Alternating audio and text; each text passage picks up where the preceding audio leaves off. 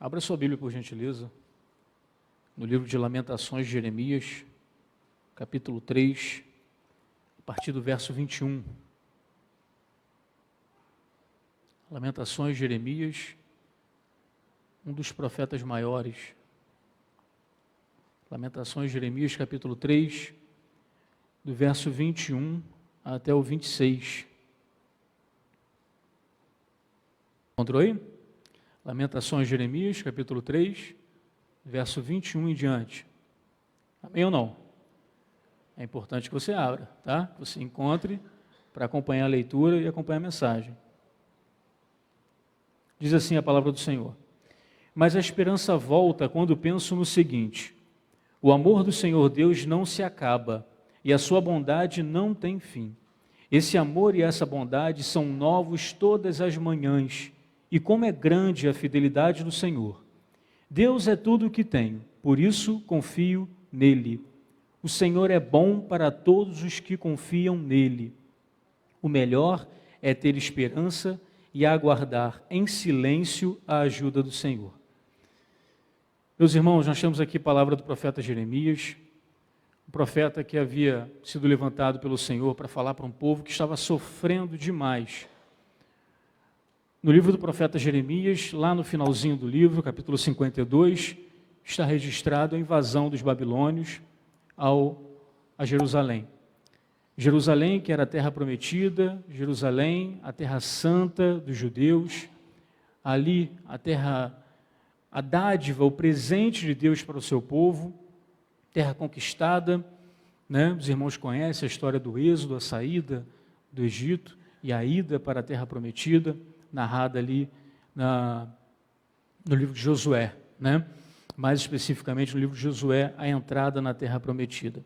Pois bem, meus irmãos, esse mesmo povo, por conta da desobediência, da idolatria, da prostituição espiritual, um outro profeta usa essa expressão, por conta da prostituição espiritual, é retirado da sua terra, retirado ali da sua bênção, né, do seu presente, para ir para uma terra estranha, uma terra inimiga.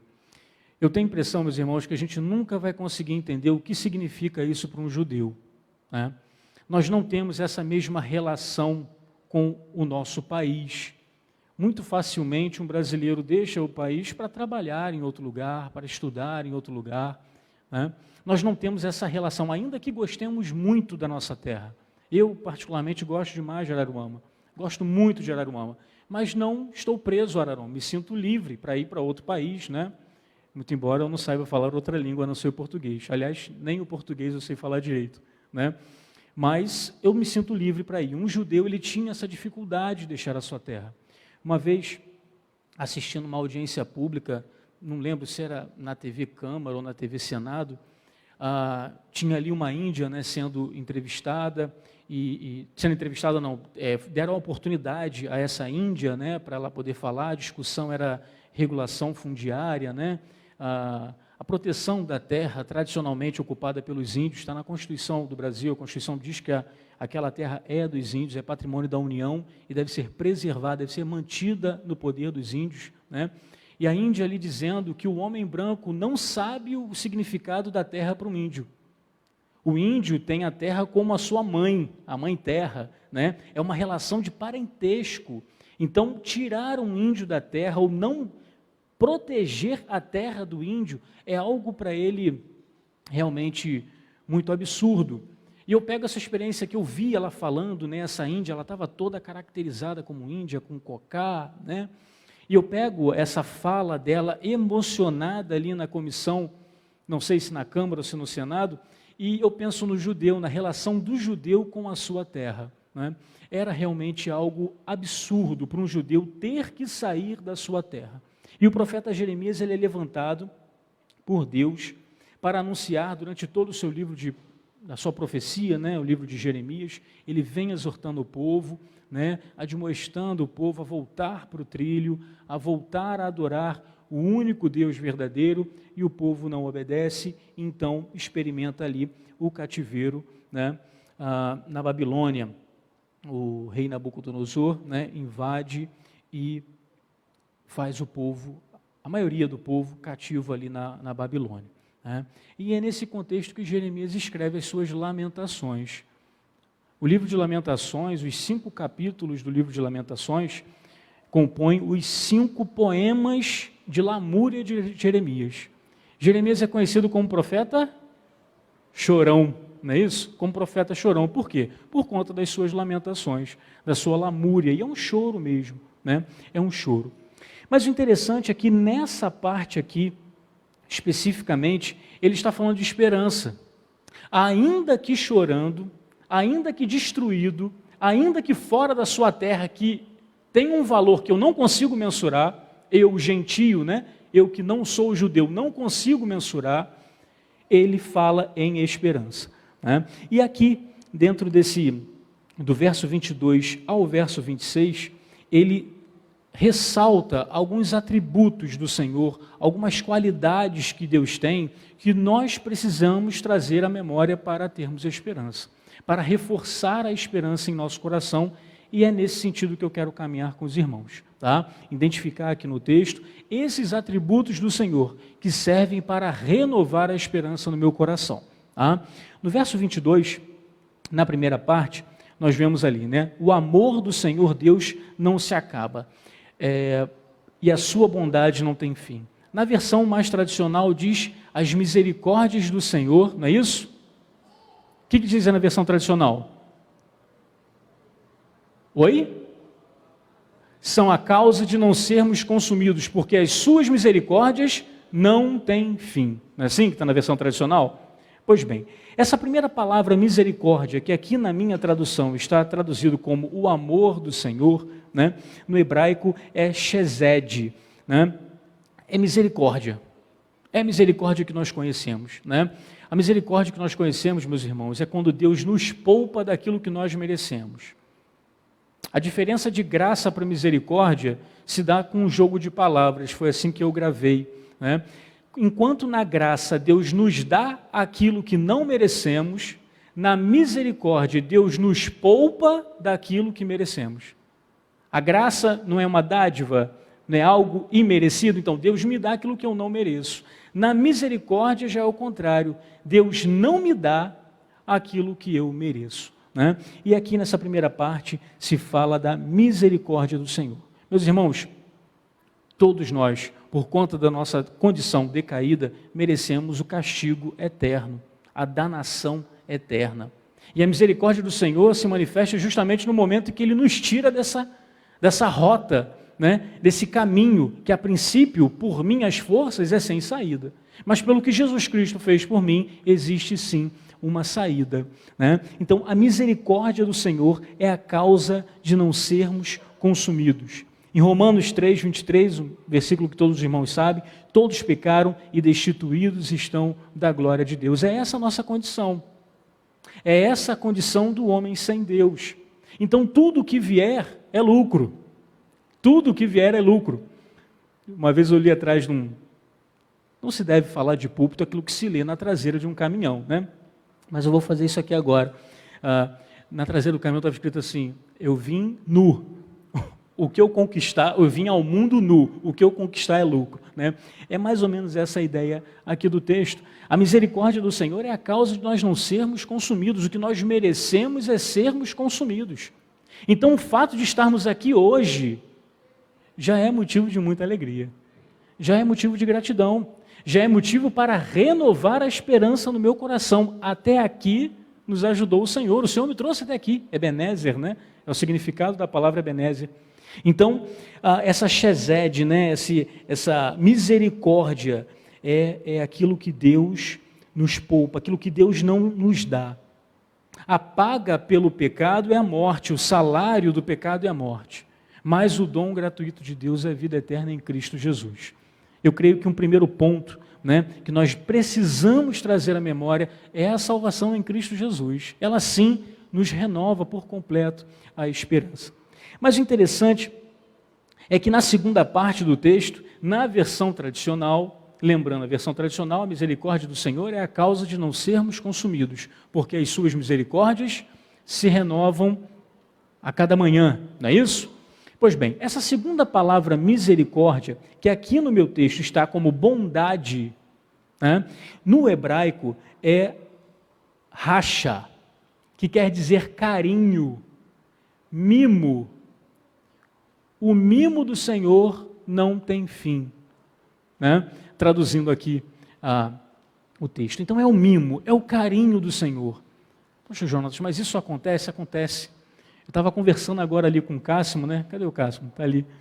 Cássimo contando a experiência que foi ao Radical, na volta, né, no domingo à tarde, 2 horas da tarde, a embreagem da Kombi arrebentou, né? E como é que você vai fazer? Domingo à tarde, você consegue consertar um carro? Difícil, né? Mas ele pegou a carona lá com o ônibus e parou lá em Vila de Cava, em Nova Iguaçu, não é isso? Vila de Cava, Nova Iguaçu, e foi falar com um homem na rua, né? O senhor sabe quem é o dono dessa loja aqui de peça? Sou eu mesmo. O cara, sou eu mesmo. Rapaz, eu estou precisando de um cabo de embreagem de uma Kombi. Você tem? Tenho. Isso é o mimo do Senhor, irmãos. Domingo à tarde, né, encontrar um senhor de 60 e poucos anos, né, foi a estimativa ali do Cássio, você encontrar esse senhor do lado da loja dele, um domingo à tarde, é o carinho do Senhor. O Cássio me contava isso, e eu me lembrei que esse carro que eu tenho agora tem gás natural, né, GNV, primeira vez que eu tenho um carro com GNV, e o carro, quando tem GNV, ele tem que fazer uma vistoria, e é uma vistoria muito rigorosa, muito puxada, né? E eu levei lá o carro para fazer essa vistoria, com medo danado de ficar reprovado, né? E levei. Então eu levei toda a documentação do carro, tudo que eu tinha do carro eu levei, porque eu não queria voltar de novo lá, né? E, demora 1 hora e meia, 3 horas, irmãos, eu fiquei lá, né? Levei várias coisas para fazer, e já tinha acabado de fazer todas as coisas, a bateria do celular terminando, e eu já, né, com a paciência que já não é lá grandes coisas, né? Minha paciência já não é tão extensa, a paciência já estava acabando.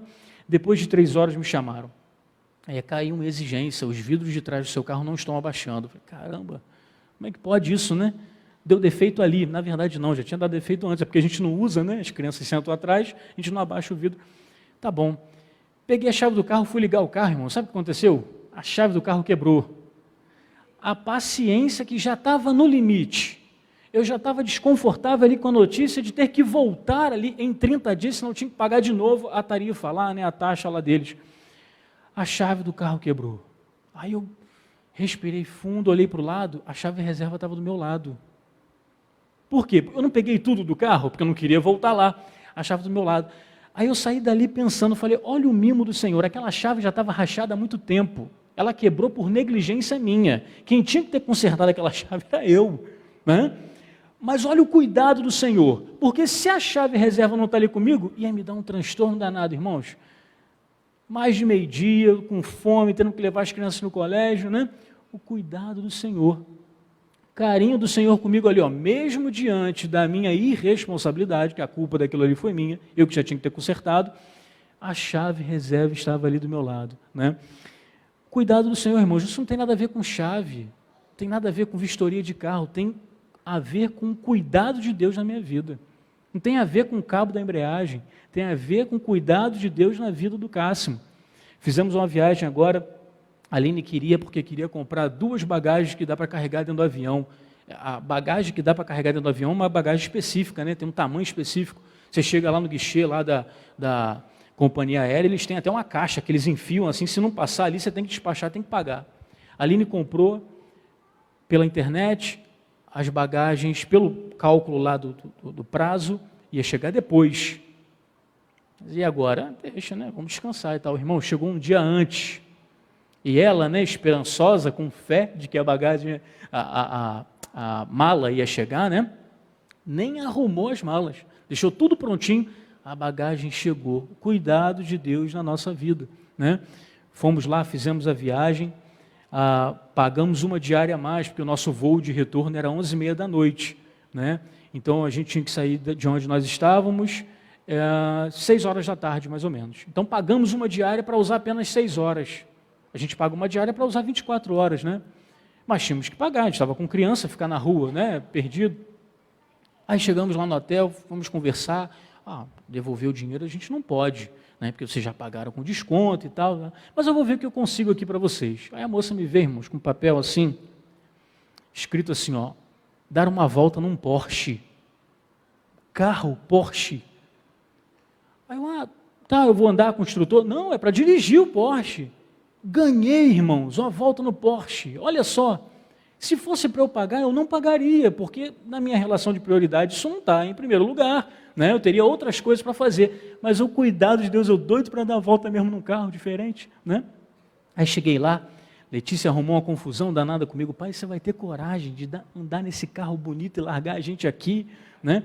E o Porsche só dá para andar 2 pessoas, e tem que ir o instrutor. Eu tive que pagar a diferença para ir num outro carro melhor ainda, um Mustang, irmãos, 540 cavalos, que Mustang preto, ainda tiraram foto, parece até gente dentro daquele carro, né?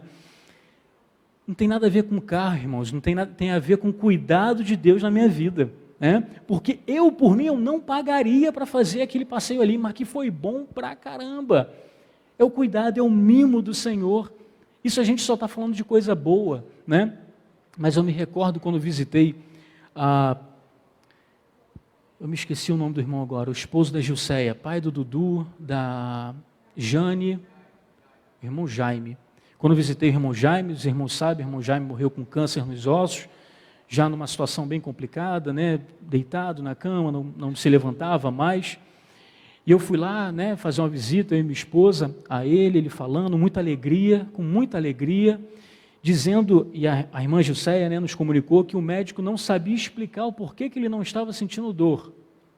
No hospital, ele estava sedado, né, e por isso a dor não se manifestava. Mas em casa ele não estava sedado, e o médico não sabia explicar o porquê que ele não estava sentindo dor. Aí olha o Chesed aí, né? Olha o cuidado, olha o carinho de Deus. É o cuidado, o carinho de Deus para conosco, né? As misericórdias do Senhor são a causa de não sermos consumidos, porque as suas misericórdias, o seu carinho, o seu cuidado não tem fim, né? O seu mimo para conosco, ele não tem fim. Ele se renova a cada manhã, né? Está lá o versículo 23, né? Esse amor e essa bondade são novos todas as manhãs.